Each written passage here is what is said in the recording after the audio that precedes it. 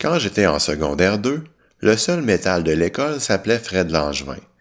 Tout le monde passait des commentaires sur lui parce qu'il était différent des autres. Pourtant, on était en 1987 et le métal était ben à la mode. Tout le monde riait de lui, mais dans son dos. Le métal, ça faisait peur quand même. Il faut dire que Langevin avait l'allure à faire peur aussi.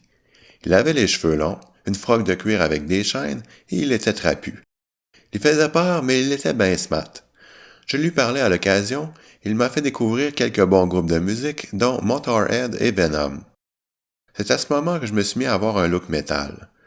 Les gens riaient de moi aussi, mais pas seulement dans mon dos, mais aussi en pleine face. Peut-être que j'aurais dû m'acheter un t-shirt de Slayer au lieu de Poison, parce que dans mon cas, mon look métal ne faisait pas peur pantoute. Pourtant, après quelques années, ceux qui riaient le plus de moi se sont mis à écouter du métal et à porter des t-shirts EV. Donc, jour au lendemain, tout le monde s'est mis à vivre son EV. On était rendu officiellement au sommet de la popularité du métal, avec ses bons et ses mauvais côtés. Fred Langevin avait 1 an de plus que moi, mais quand je suis arrivé à la polyvalente de Charlesbourg en secondaire 3, on avait des cours ensemble parce qu'il avait doublé la plupart de ceux-ci l'année d'avant. Pour l'aider, je le laissais copier mes devoirs. Je ne sais pas si ça n'a eu l'effet positif escompté, parce qu'il a quitté l'école en plein milieu de la session. Faut dire que la seule chose qui l'intéressait à part le métal, c'était de s'entraîner parce qu'il voulait devenir lutteur professionnel comme son idole Gilles le Fiche-Poisson.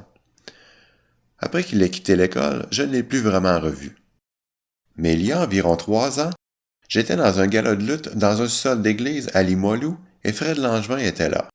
Il avait finalement atteint son but, il était dans le domaine de la lutte. Peut-être pas comme il l'avait espéré par contre, parce qu'il était bénévole et il s'occupait de la sécurité. Je lui ai parlé et il m'a dit qu'il travaillait 10 heures par jour dans une shop pour 7 piastres de l'heure.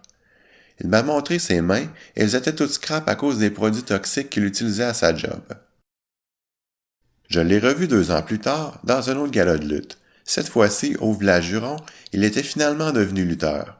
Par contre, il n'était pas très bon dans l'arène et il était vraiment comique au micro parce qu'il avait de la misère à parler.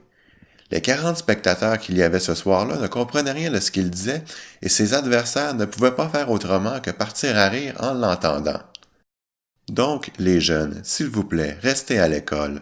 Sinon, vous savez ce qu'il va vous arriver. Vous allez faire comme Fred Langevin et devenir comme son idole Gilles le Fiche-Poisson. Je te demande pardon, Édouard Carpentier. Contre toi, des fois, on est obligé d'employer la rudesse malgré nous autres. Puis des fois, quand on te voit le visage, on est obligé, on devient quasiment fâché. Je sens de rien, surtout. Moment, vu que j'ai de la misère à l'école, peut peut-être devenir lutteur. Fais pas de comique.